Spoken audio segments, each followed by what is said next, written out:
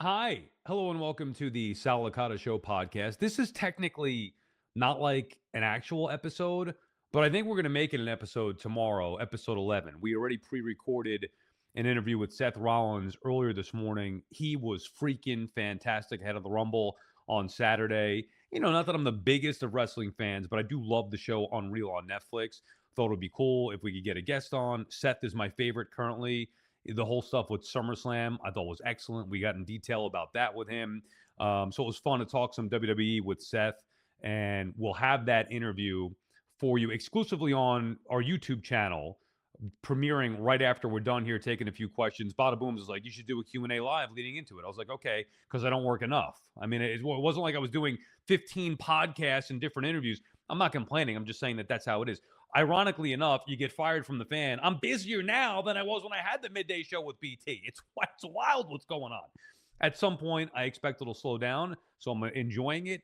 But, I mean, can I get home and have dinner? I walk in. My wife was actually happy to see me for a change, and I was like, I'll be right back. I got to go upstairs, do like 10, 15 minutes, and then I'll be back, and then we'll go watch a movie and, maybe some, what I'm saying? All right, Bada Booms, you want to... That's probably not going to happen. Who am I kidding? We all know. I've been married for almost 10 years now. Anyway, Rollins interview. It was fun. Check it out. The podcast version, this Q&A live here. If you guys have questions, great. If not, even better. Whatever. It doesn't matter to me. But we'll do the podcast version will be released tomorrow, and that'll wrap up the week number 3. But this is the first full week, right, Bada Booms? You want to come in here and join me? Live. Yes. You get a lot of people text me about you, even today again. Like, where'd you find this guy? Yeah, what's up with Who'd you his get today? I'll tell you later. Well, actually, I won't tell you later because when we're done here, I love you seriously, and I really do think we've had a good working relationship the last couple of weeks. Would you agree with that or Are you no? gonna fire me on air, on live? No. I'm just saying, like, I don't want anything to do with you. I might leave my phone in my office and go downstairs and watch a movie. Is that Oh okay? Like, yeah. can I do, like, I don't want to post anything. I don't want you annoying me or sending me clips. I'm not going to annoy you. I want you to enjoy the night. After you cut up that Rollins interview, you got to ask a question or two to Rollins. You snuck in a second Yeah. question. You like that? You like that I, sneaking in? I did. Did you like it? Yeah, I did. I thought it was great. I had a great time. You're a big WWE guy.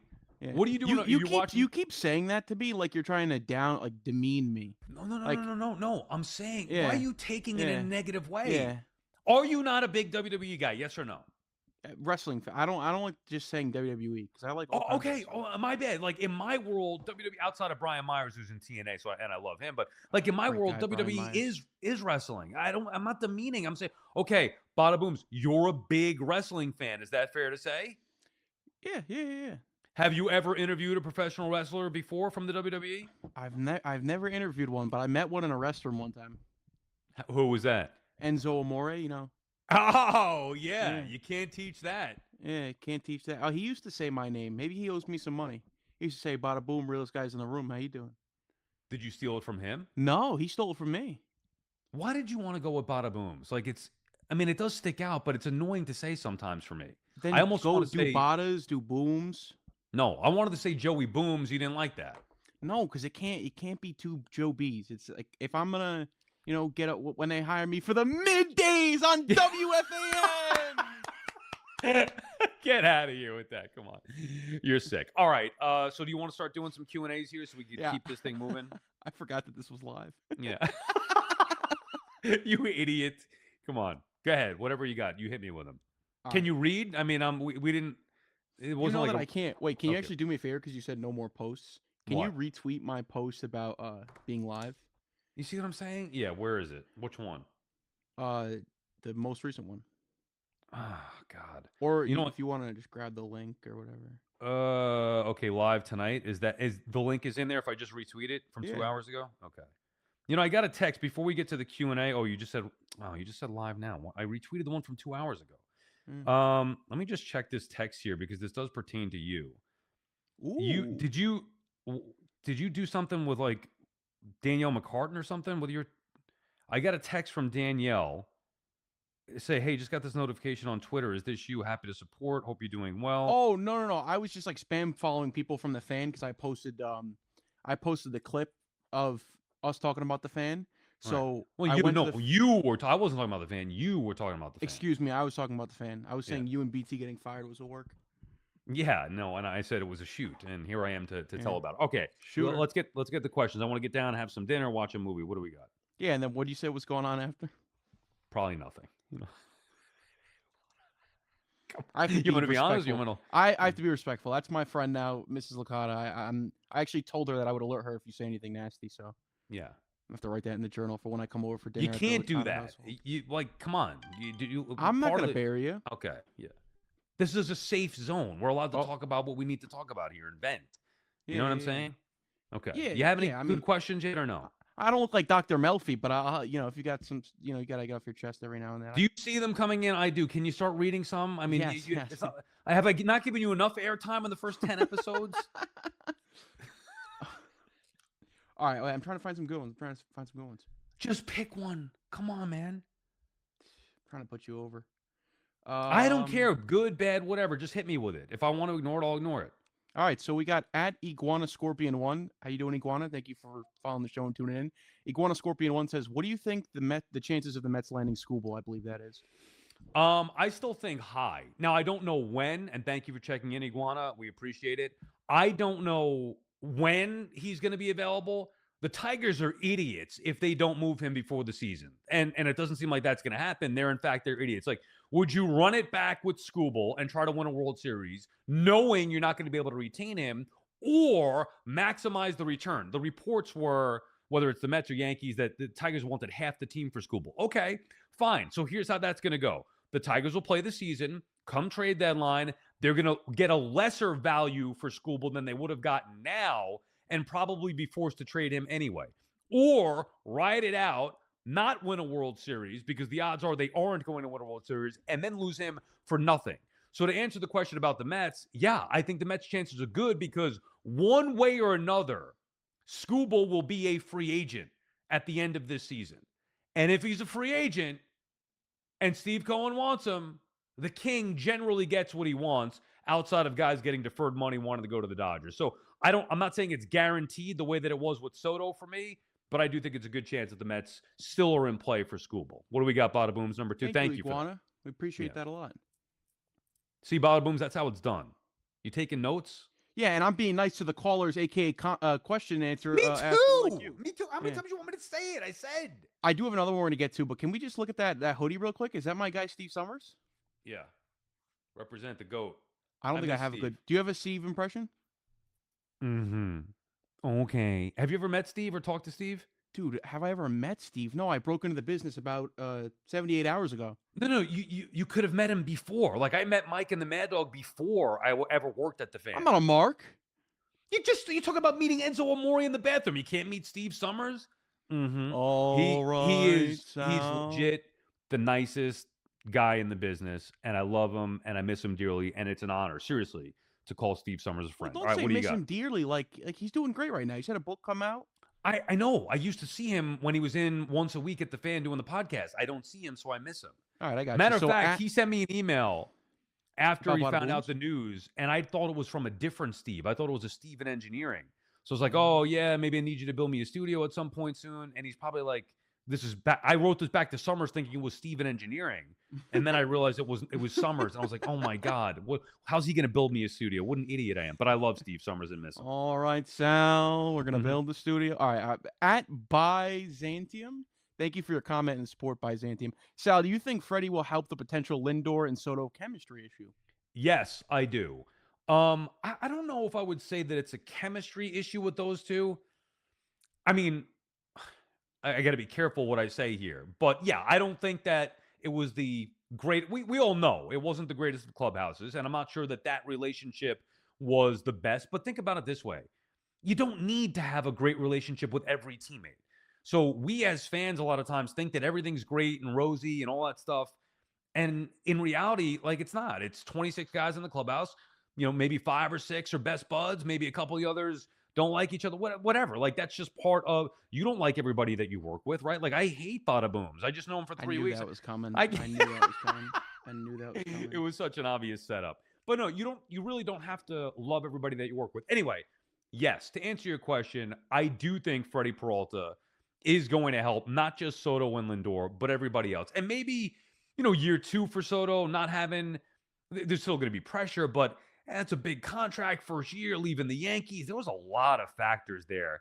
And, coming into Lindor's team, and Lindor was arguably the MVP of the league the year before. And Lindor is, Mr. Smiles and wants to have fun. Soto's a robot and a machine, and that's why I love him, and he's all business. Sometimes it takes a little while to figure each other out. I'll give you a good one. You'll like this, Bada Booms. BT and I have talked about this many times on our show, and we did it at the live show as well. He's done plenty of interviews afterward. When we first were paired together, like I knew him, he knew me. It wasn't that we didn't like each other. It wasn't that we loved each other, but it took a long time to get to a point where we felt comfortable. Almost the entirety, like at least a year. And then it started to be like, okay, I think we're finally getting into a rhythm. So maybe it takes Soto and Lindor a year to start to gel. I don't think it's the biggest thing in the world, but I definitely think the new addition, specifically Peralta, will help. Thank you for checking in there. Yes, thank you at Byzantium. And can you just repeat the, ask questions and stuff? I'm not going to do it, but can you do it? What do you mean? Hey, it's me, Sal Licata, formerly at WFAN and now at SNY. Can you send some questions down below? I wasn't yeah. say it. Is Sal Licata here live on our YouTube channel? Send some comments and questions below. Bada Booms wanted to do a little Q&A. I think it's good. Interact a little bit here. Have some fun going live. Go ahead. What else you got? What's happening after this, Sal? We're going to be... You're a good producer. Look at you learning.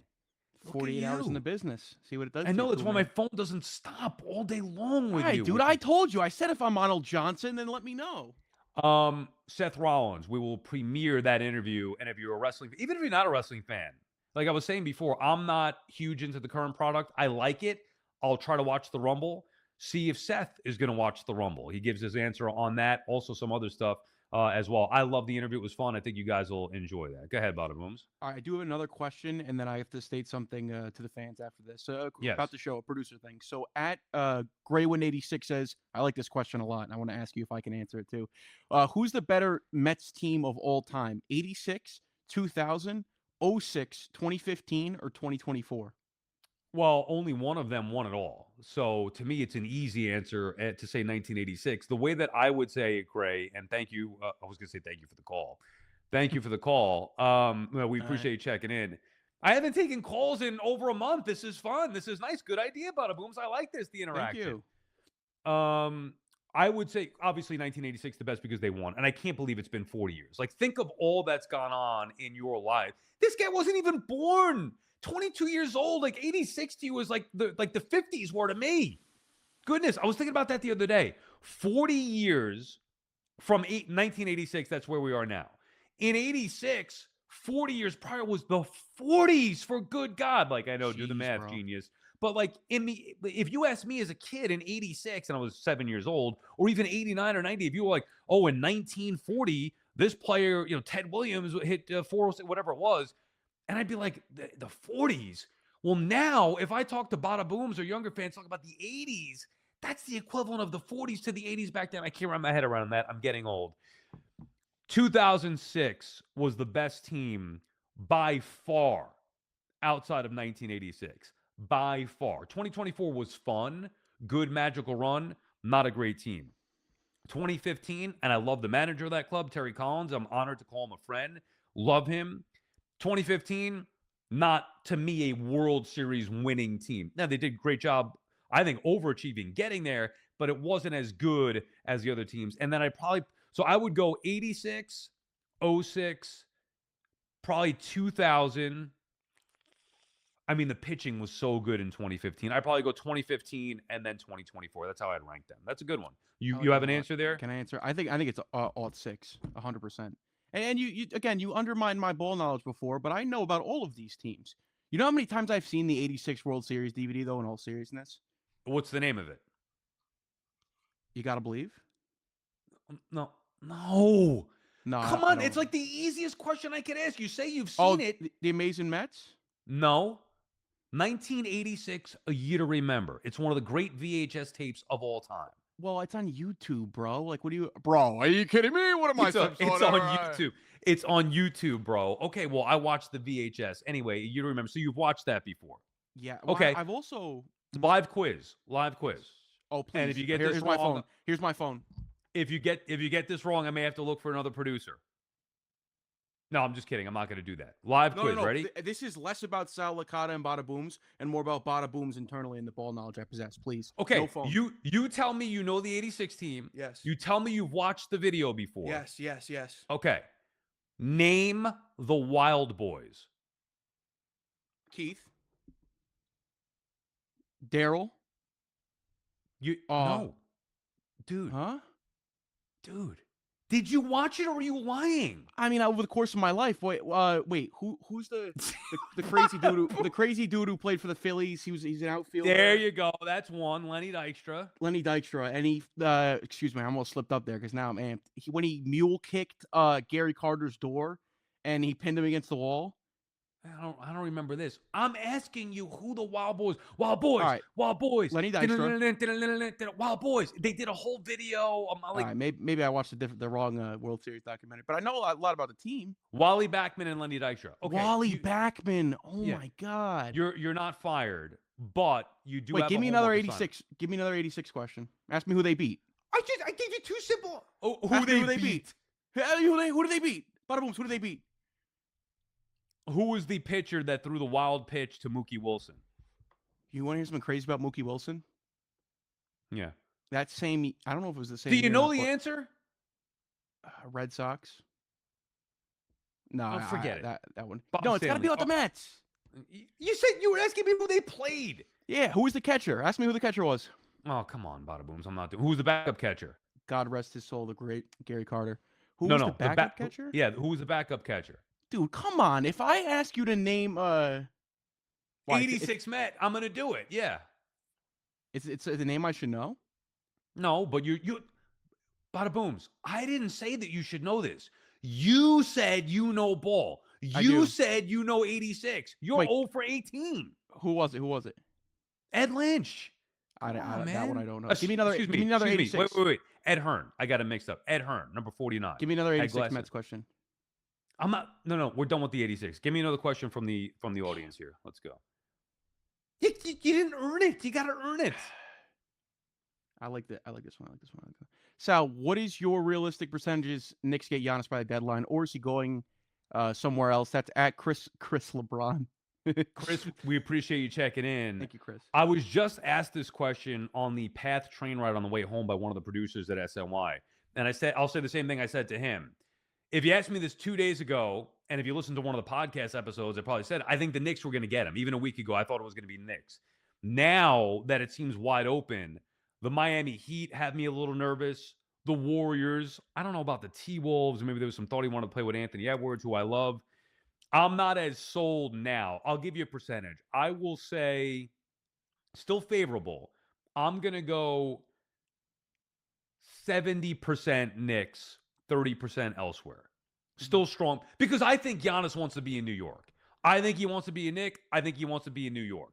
The only issue is that the Knicks aren't going to be able to offer the best package for him now. And that's a major issue because if you're Milwaukee, you're thinking, well, I'm not helping the Knicks or Giannis. This is messed up. So I would say 70%. I still think it gets done, and the Knicks can figure out a way to get him. And I think that they have to. They have to make a trade because this group is just not good enough. What else we got? Thank you for that. What else we got? Thank you, Chris LeBron. I want to say this before, and then we got into the whole Met ball knowledge thing.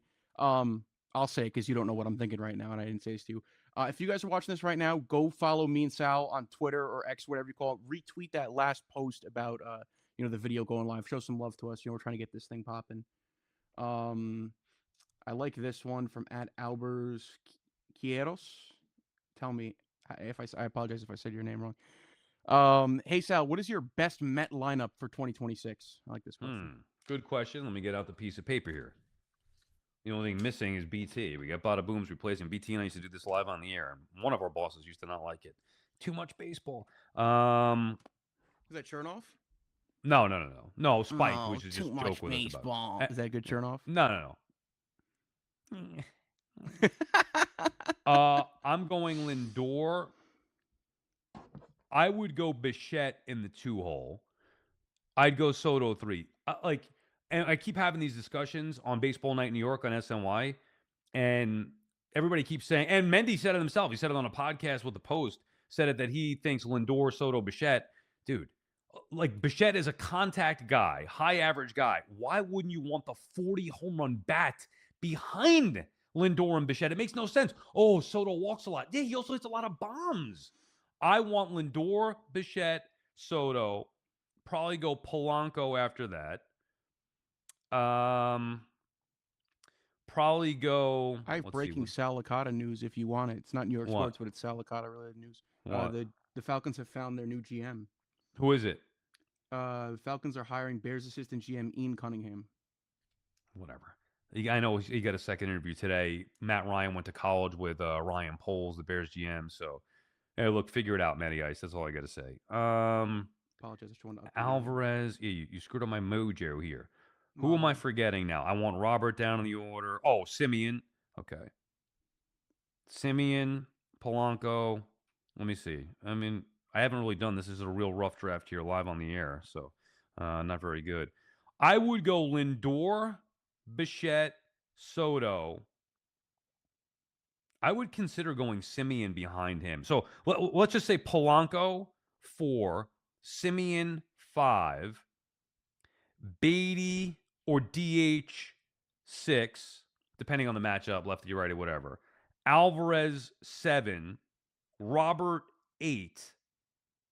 And who am I missing at 9 here? Oh yeah, Benj at 9, left I was field gonna Benj say 9. Carson. Yeah, that's probably. I mean, it's a way early lineup. The biggest key, though, and thank you for checking in. How do you say his name, Bada Booms?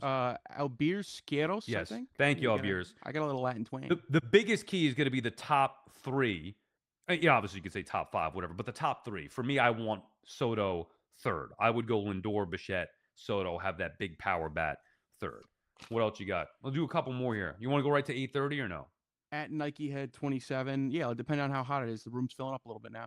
At Nike Head 27, would you take one Mets guaranteed championship over the next 8 years, or run the chance, no guarantees, for the multiple championships over the course of the rest of your life? Man, that's a great question. What's Mhm. his name? Nike Head? Yes, Nike Head 27? Great 27. question. Two set. Um, I mean, how do you not take the layup and say it's a franchise that hasn't won a championship in 40 years? You take the one. But I do think that you run the risk of selling yourself short in that regard. Who's to say that the Mets now with Steve Cohen and David Stern turning things around can't be what the Red Sox were or what the Giants were when you win multiple championships? So I'm going to forego selling I mean, myself or the team short and say I would not take the one guaranteed. I'd want to run at multiple for the next 8 years. I'll tell you why. One would be great. It's not enough. Not you got to make up for the one and done.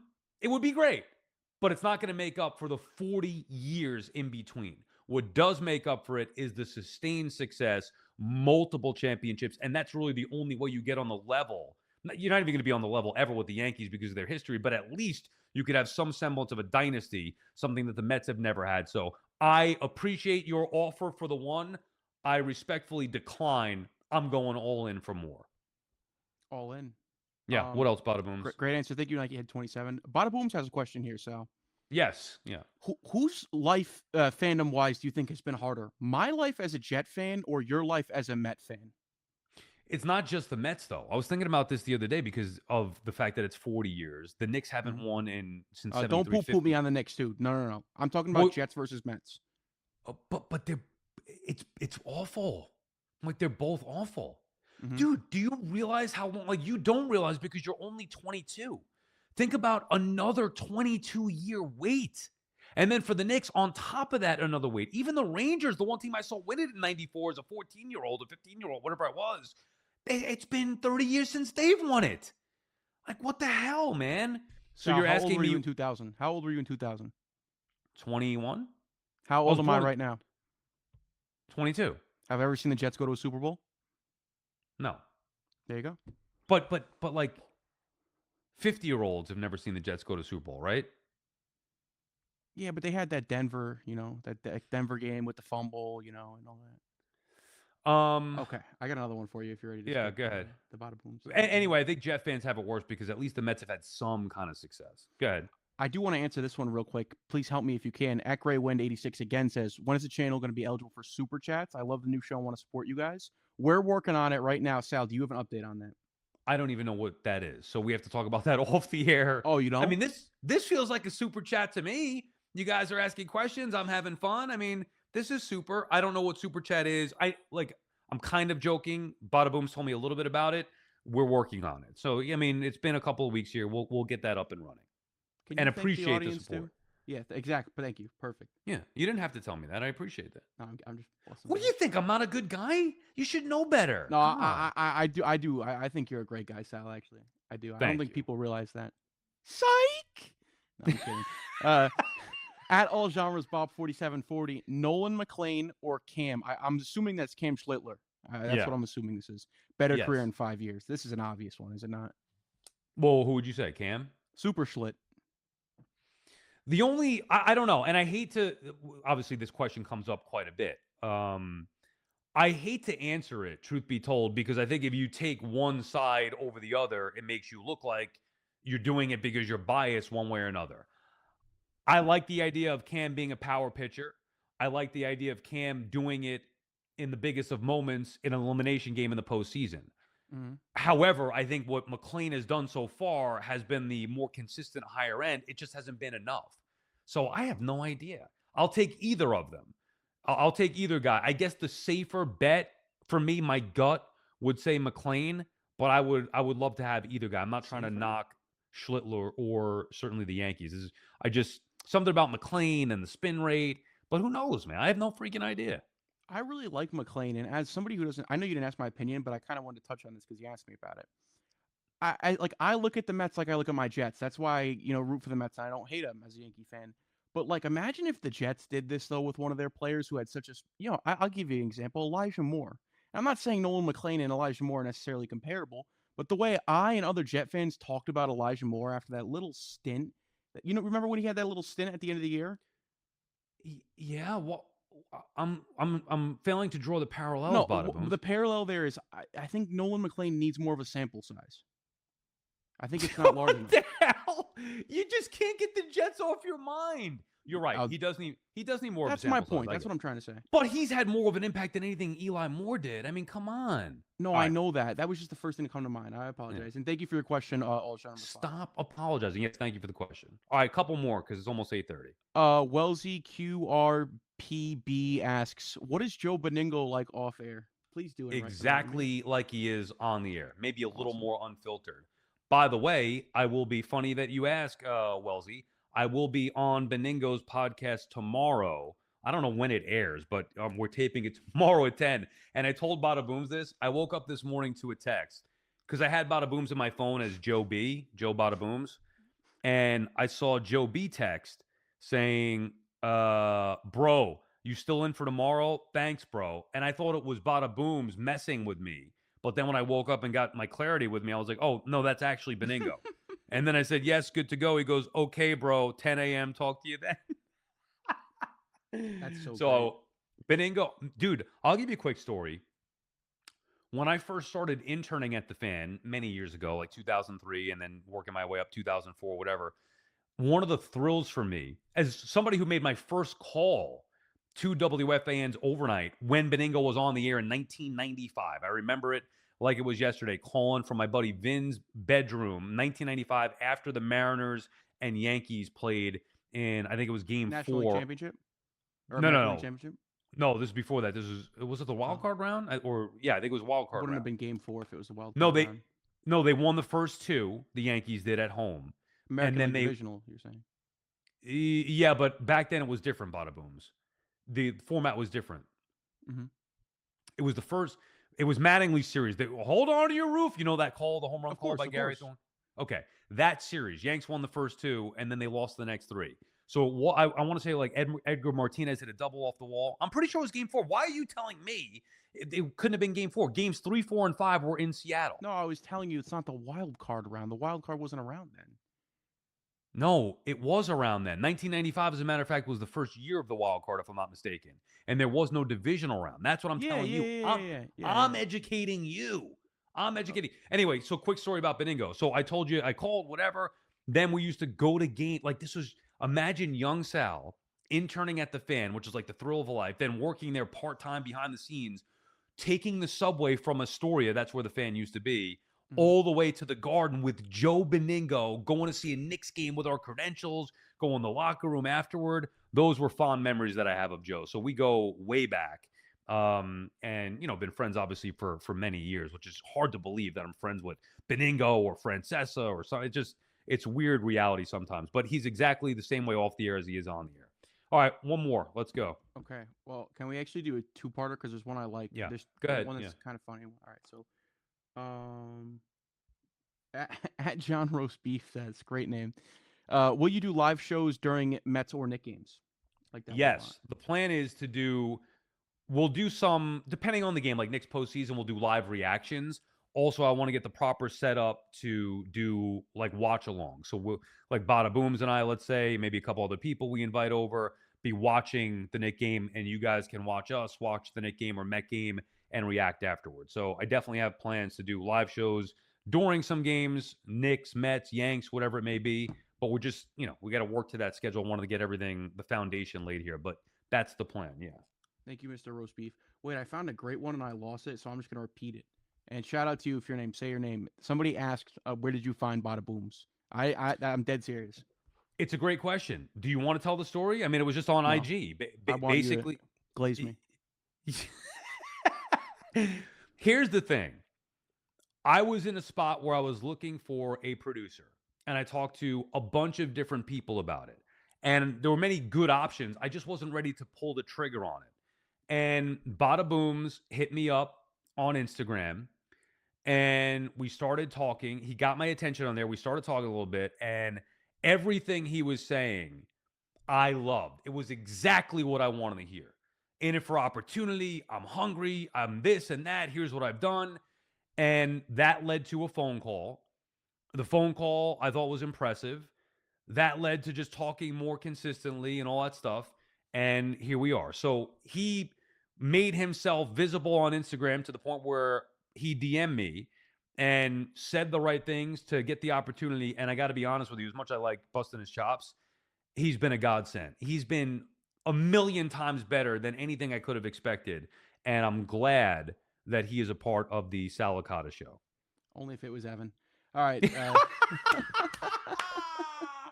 Right. That was after Carton ignored him, BT ignored him. Stop, bro. Come on. You No, love I'm kidding. Evan. I'm kidding. Yeah. I'm kidding. You love Evan. Hey, okay. All right, Bada Booms. I'll have Evan call you one day. All right. Don't worry about it. Well, Wait, I know Evan's your is hero. the Joe But B call still happening? yeah, I'll make that happen. I told you. I gotta tell him tomorrow about that. All right. Do the whole, like, subscribe, thing. And, do you Okay. want to take one more or you done? Go ahead. Give me one more real quick. This is fun. I'm going to have to read off my phone because they're just Yeah. not coming in this way. Hold on. All the comments, I can't see them all or answer them all, but I appreciate I each just and want to shout out a few people. These are real comments. I want to thank my fans. I never get to thank my fans. Let me thank my fans. No. It's not about you. This is about me. Anybody who's watching this live or who has downloaded, subscribed, we seriously appreciate you greatly because BT and I know have gotten a lot of support post what happened at the Fan. We saw some of that during the live show in person. It was such a great feeling to experience that with the fans. We really do appreciate that. Not that I need to speak for him, but I know that a lot of that reaction is from, post the BT and Sal show. So we appreciate it. Perfect one to end it on. Shout out to Patty and NYC saying Bada Boom's the best. Thank you, Patty. Appreciate your support. All right. No Bada Boom stuff. At Matthew Brancato 4581 asks, I love this question, Sal. I love it. Do you think the Mets will finally win the NL East this year?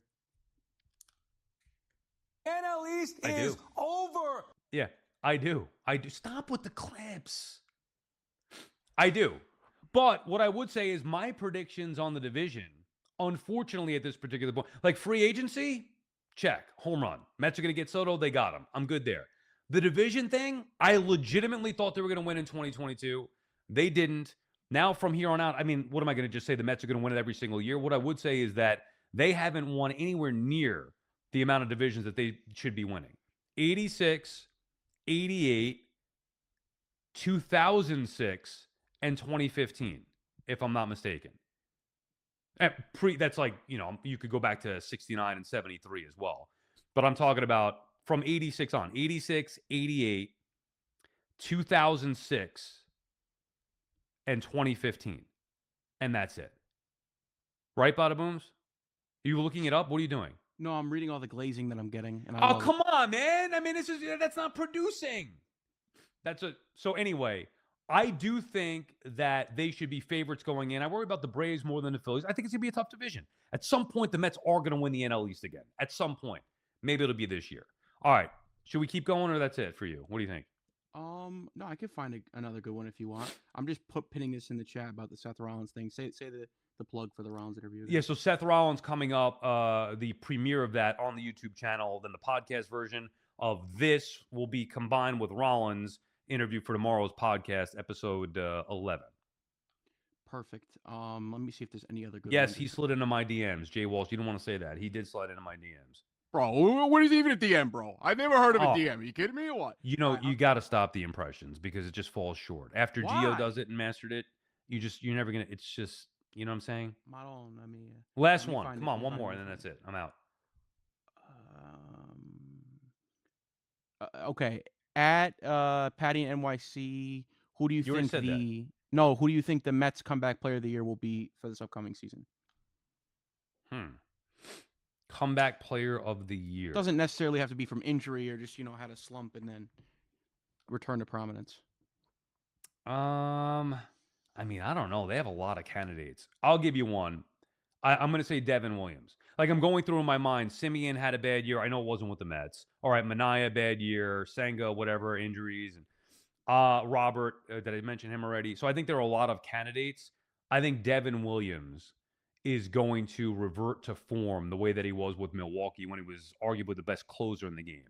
I think he's going to be – those guys may have nice bounce-back years. I think Williams is going to be an elite-level closer once again. So I'd say he'd be – after having the worst year of his career last year with the Yanks. It is an honor and a pleasure to be joined by Seth Freakin Rollins right now ahead of the Royal Rumble, which is streaming live on Saturday, January 31st, 2 p.m. Eastern Time, 11 a.m. Pacific, exclusively on ESPN in the United States and Netflix internationally. And Seth, I know you're banged up, so you won't be participating in the Rumble, but this is the road to WrestleMania. Are you healthy enough to eye WrestleMania, potentially come back, make a return there? I mean, yeah. I mean, ultimately, the decision is not up to me, right? I do everything that they put in front of me. Try to hit all my markers as far as rehabilitation is concerned. Get myself ready. I think anytime you're in our profession, WrestleMania is the main goal. So yeah, I'm eyeballing WrestleMania. I'd love to be involved in some capacity, but at the end of the day, I don't make that final call. The doctor's got to make that decision and let me know if I'm good enough to do that, and if the timeline fits. We'll see. Got to be hard for you to sit a Rumble out. I know your wife's going to be in it. Becky Lynch, of course, you'll be watching for. Like, what's the plan? You have a watch party at the house, just you and your daughter. What's the plan for you to watch the Rumble on Saturday? Well, I'm not going to lie to you. The time of the event kind of runs into my daughter's Saturday activities. So while the wife is away, I'm solo dadding, and responsibilities are responsibilities. She's got her dance class, she's got her gymnastics class, so I'll be doing that. I might have it on the phone while it's going on, but we'll see how it goes. Dude, I cannot believe I just finished watching Unreal, which I love. I know real wrestling fans sometimes have an issue with it. I love it. I'd be curious to get your thoughts on it, but I could not believe you told your 4-year-old daughter about your injury. You're keeping it a secret from everybody. You tell your daughter, and then she's telling her teacher. That is insane. Yeah. The biggest concern was obviously getting out. But as long as there were no photographs, I had to tell her because I wasn't going to wear the stupid brace around the house. I mean, like it was enough to wear the brace and crutch around in public for 3 weeks, going through airports and restaurants and, even taking her to school to make sure nobody took a picture of me while I was walking around. So, but I'm not doing that in my own home. So I had to tell her, had to get that trust going with the kid. And she breached that trust pretty quickly. That was funny. One of the better scenes from Unreal. More gratifying for you at SummerSlam, beating Punk and winning the title, or dropping those freaking crutches and not having to worry about carrying them around with you in the brace and all that stuff in your regular everyday life? Oh, great question. Those were equally very nice things. I mean, in my opinion, I would love to have CM Punk never win a world championship. So that was kind of that part. It could have very easily been Gunther. I could have very easily went down there and smashed Gunther's face with that case. But Punk did gut it out. He got the W. So it was a nice little cherry on top to crush his dreams. Now he's walking around with my title. And so, there's going to be hell to pay when I get back. But yeah, as far as SummerSlam, it's tough. Those were both very, very nice things to little feathers in my cap to leave SummerSlam with the title, beat Punk, and not have to carry those stupid crutches around anymore. From a fan's perspective, I gotta be honest with you, I was into it. I would always say I'm an expert from like 85 or 6 to like 92, but I've gone in and out over the last several years. And your storyline, like I just was following from afar. Oh, he's hurt. Oh, that sucks. I like Seth Rollins. And I got invited to SummerSlam and we went night one. And I was hoping to see what we saw. And I got to tell you, dude, it was to me, one of the great storylines. Like I love the Mega Powers or the snake biting Macho Man. Those are things that come to mind. Your storyline and that return and the fake up the walkway like it was going to be over and teasing till next time, the way you dropped the crutch, give me chills thinking about it right now.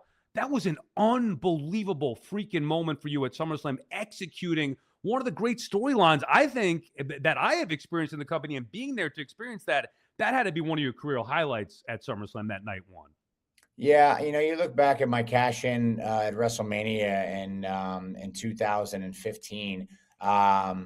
That's a very epic cash in, arguably one of the greatest of all time. And so there's a lot of hesitance getting the briefcase again and having to sort of replicate that energy. But when the storyline presented itself, it made a lot of sense from a perspective of everybody in the roster trying to kind of stop me from cashing in here and there. I had tried it a couple times, and so you find a way to get out of sight, out of mind. And I will say I was really happy with the way it's hard to keep a secret like that in the modern industry. I think some secrets are easy to keep. If somebody's returning from a long absence or whatever, you can kind of hide them for a long time. But because I was active and I was a main star in a main story on our show, is very hard to keep that secret. So the fact that we were able to, kind of get a little bit of gray area with it and then execute it the way we did, I was really happy with the final product. I hope that I never I don't have to do a third because I don't know what I'll do next time. Well, it was funny too, watching Unreal and seeing your wife go through it. It's just, those are things like I just wouldn't compute. Like he's got to go through all this stuff and learn, or work the fans, but also with your wife and the real people in your life texting you and you guys having to lie or just not tell the full truth. Was there anybody specifically for you that was the most difficult not to let them in on what was going on? Yes, John Cena. Wow, you didn't even tell Cena? No. John was not aware at first. He texted me, obviously, he and I are friends. So he texted me to, send condolences and, be positive as a friend, check in. And I didn't like, I was like, I don't know who knows. I don't know who the brass has told. I don't know who they smartened up. So I just played dumb for as long as I could. I think like a week later, a few days later, he texted me back and was like, with unwarranted, like he just texted again and was like, "Well played, sir. Well played." But it did hurt my feelings. I was like, "Oh, John's like." Some of my closer friends that I was like, oh, I don't want to have to lie to, but I don't know who's told who. And so I just had to keep it as close to the vest as possible. So freaking good. One more on that, because I'm a big jinx guy. Like I'm afraid to do things ahead of time until I get, like, let's say, get the job or whatever, buy a car. I'm afraid to even sit in a new car until it's mine. I just don't like, I'm a big jinx guy and worry about that stuff. Superstitious. You faking that injury, did you ever think like, I don't want to jinx myself here? Somebody who was injured before with significant injury. I know you're banged up now, but going through that, faking that injury, did you ever think about like the bad karma that could potentially come with that? No, I'm not really a karma guy. Maybe I should be now after I get hurt and my WrestleMania run gets cut short a little bit and my title reign and all that. So maybe I'll think twice about it. But at the time, I was just having a good time and business is business. So it was fun. I'm glad we did it, but hopefully I don't have to do it again. I don't think anybody would believe me again anyway. So It was awesome, and I loved it. You're right. That's probably a one and done thing. All right, your Bears. Are you over the loss yet for the Bears to the Rams in that game?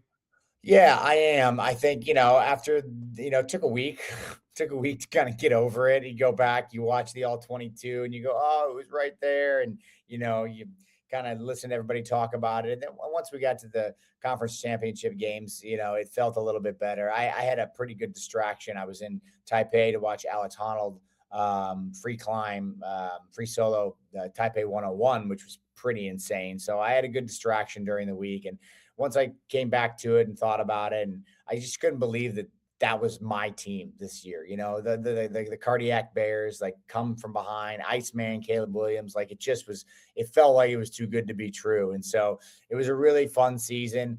I thought, they had no business winning the North this year, even though I did predict it. It was really an incredible season, and it was sad to see it get cut short because I do think we could have fought our way to the Super Bowl, but the future is bright in Chicago.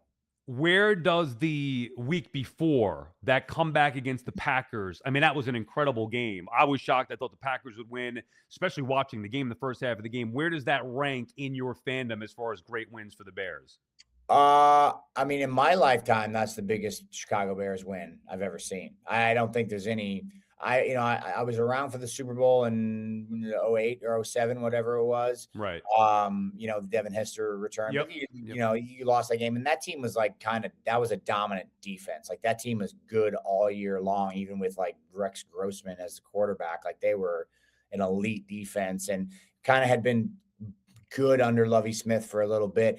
Beating the Packers at home in the playoffs the way that they did after basically being a doormat for Green Bay for the past 30 years, it really set the stage for what felt like a different future for the Bears for the first time in a long time. So it was so nice to see that. I mean, I don't think, there's nothing that jumps off the page, but I mean, if you go back, I was born in 86, so I missed the Super Bowl. I don't think there was any game in my lifetime that was as big of a win as that game. Have you had a chance to meet like Ben Johnson or Caleb Williams or any of the boys yet? Caleb and I have exchanged some DMs a little bit here and there, and I got a strange point from Ben Johnson on the sideline before the second Packers regular season game, where they came back and won in dramatic fashion as well. So he's aware of my fandom, but I haven't had the opportunity to meet him. Had a couple of sit downs with Kevin Warren, president of the Bears, and some of the guys and stuff like that. But when it's game day, they're doing their thing, so it's hard to get around and be too much. Maybe in the off season, I'll be in Santa Clara next week for the Super Bowl, so maybe some of those guys will stop through, check us out at Good Morning Football, and we'll see. I'd love to meet Caleb, man. He's a cool kid, and I'm excited that he's a quarterback of the team for the future. You mentioned the climb there. Somebody told me about that last night. I was like, oh, I'm having Seth on the podcast tomorrow. And they was like, oh, he was doing commentary on that. I have not had a chance to watch it yet. I'm going to. What was that like, watching that live and commenting on it? The climb here was obviously a ridiculous feat. Yeah, I mean, Alex Honnold is a unique human being. I mean, there's just not too many people that would want to climb a skyscraper with no safety precautions in place. I mean, it's 2,000 feet into the air. It's pretty insane. And to see it live and to watch all of Taipei gather around the Taipei 101 to support him and to see that happen, it was super unique. I became a fan of Alex after watching his free solo documentary maybe 7 or 8 years ago, and was fascinated by his mindset and what he does to prepare for something like that and why he does something like that. And now, years later, he's got a wife and kids. When he free soloed El Capitan, he did not. And so to see him still doing that and what his process is, it was really an incredible, like, once in a lifetime opportunity. I hope I never have to see him do that again, because it was absolutely nail biting. Yeah, that is insane. And from a risk taker yourself and all your colleagues and performers in the ring, that is just next level to be able to do that. All right. Royal Rumble streams live Saturday, January 31st, 2 p.m. Eastern Time, 11 a.m. Pacific, exclusively on ESPN in the United States and Netflix internationally. Before we let you go, Seth, and we really do appreciate your time, and you are legit one of my favorites now. Seth freaking Rollins with that huge pop. The SummerSlam thing was awesome. Bada Boom's our producer here is a huge mark. So much so that he's like, should I wear the, like he's got an original Seth Rollins shirt or whatever. I was like, all right, dude, you're not paying much money. We appreciate your work. He's earned the right to ask you a question here. If you don't mind, we'll have Bada Booms hop in. Seth freaking Rollins, a question that you want. This is your time to shine. Oh, you look like a Seth Rollins fan. Look at you. Thank you. Look at this. Nice. See, I was kind of doing, even though I'm really a Punk fan, but I go back to the Tyler Black Danielson days. All right, to get your sense. And I was debating, what question do I ask him? Do I go Parkway Drive or do I go Shield? So I'm going to go Shield. I've always wanted to ask this. Go. Was there ever a conversation of the Shield triple threat at Mania? Was that ever a thought? Yes, it was a thought.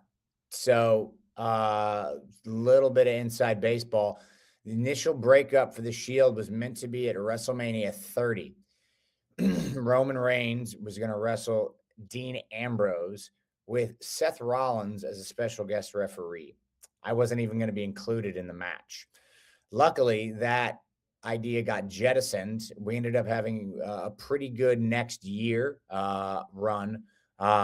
We did, you know, a little, not a year, but a few more months. We got the 6-mans with Evolution in there, which were really good. Obviously, you get the iconic heel turn. And then we ended up doing the triple threat randomly on a Battleground pay-per-view, if I'm not mistaken. And all three of us, Roman, Dean, and myself, fought against the idea of doing the triple threat match at Battleground because we believed it was a WrestleMania main event. We were overruled by our overlord at the time, who is no longer a part of this organization. And to this day, I think, at least for me, it's one of the bigger regrets I have that we didn't get to do that match properly and tell the proper story at the biggest pay-per-view of the year. So there you go. That's my story. And there was many conversations about it, why it happened, when it should have happened. And for me, I have a regret that we didn't get it done the right way. All right, there you have it. You good, Bada Booms? Yeah, thank you. No, I appreciate that a lot. Can I get the Parkway Drive-In one? Is that Go ahead, real quick. Come on. I know you're a big Parkway Drive fan. So am I. Is there ever maybe use one of their songs in the future? Is that a possibility? I don't want to ruin this for you, but there has been a bit of a fracture in the relationship between myself and Parkway Drive. Oh. So, yeah, I can't comment on it too much, but it's not great, and it breaks my heart a little bit. So I'm sorry for that, my friend. That kills. All right, Bada Booms, we appreciate it. Good questions there. Last one from me, Seth, and again, we really appreciate your time. I mentioned Unreal a lot. I love it. You were featured in it. It was great. Do you enjoy it, or like, are you watching it back? Do you think it's good for the business? Where are you at with Unreal? No, I can't watch it. I think it's just, I grew up in a different era, and it's hard for me to, I think anybody who's been in the business for longer than like 5 or 6 years, it's kind of hard for us to wrap our head around what that does, you know? And I think there's plenty of perspectives to be had on it. You know, it's one of those things where that's the direction the business was going. You can't put the toothpaste back in the tube. So I don't really think there was like, there's no reason not to do it in the sense that somebody was going to do it anyway. You know, you look at, you all the way back to Beyond the Mat, and there's been documentaries that have, talked about what happens behind the scenes. So I think kind of like going, oh, we should do this and go back to the old ways. Like, that's a bit silly, but still it goes against all of like the grain in my body, just what's been built in me for years to just go full throttle with it. So I do think one thing about our business that's really helpful is the secrets, like being able to keep just a little bit of gray area, because we blend reality and storytelling in ways that no other industry really does, entertainment industry. And so I think having that little gray area, like you mentioned the cash in a lot, you don't really know, you might think, and I think that's fun. But when you know what's happening, when you're watching wrestling, it's just not as interesting. It's like having a movie spoiled for you. So I think there's some gray area that we need to keep that helps our business be what makes it special and what makes it different. But at the same time, I understand what we're trying to accomplish with Unreal. And I do think it shines a light on the sort of introspective and deep side of our business that, I think people might overlook if you just look at it at a surface level. So I do like that it gives people a deeper appreciation for the art form of the storytelling that we do in professional wrestling. But yeah, still, it's hard for me. I can't watch it. Like I can't sit down and get behind it. I watched half of like one episode in season 1, and I was like, I'm out. I can't do it. Well, take my word for it. You were fantastic in it. Thank you for the moment at SummerSlam. It was something that I'll never forget. It was great, and we appreciate your time. Seth Freakin Rollins, Royal Rumble streaming live Saturday, January 31st, 2 p.m. Eastern Time, 11 a.m. Pacific, exclusively on ESPN in the United States and Netflix internationally. Thanks, Seth. Thank you, brother.